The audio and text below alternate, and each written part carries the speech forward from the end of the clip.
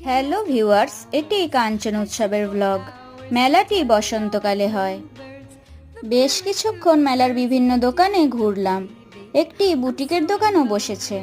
এরপর অর্ডার করলাম চিজকর্ন পিৎজা। খেতে দুর্দান্ত ছিল।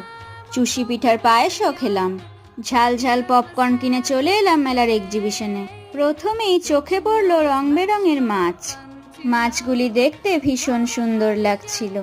হাঁটতে হাঁটতে পৌঁছে গেলাম পাখির জগতে। কত রকমারি পাখি ছিল, দেখে চোখ জুড়িয়ে গেল। রকমারি গাছও দেখলাম। পুকুর ধার দিয়ে হাঁটার সময় নবনির্মিত ঠাকুরের মূর্তিগুলি চোখে পড়ল। শনি রবিবার সন্ধ্যা আরতি হয় এখানে। কঙ্কালী কালীমাকে দর্শন করলাম। ঘুরতে ঘুরতে চোখে পড়ল সেই ভাইরাল বেলুন।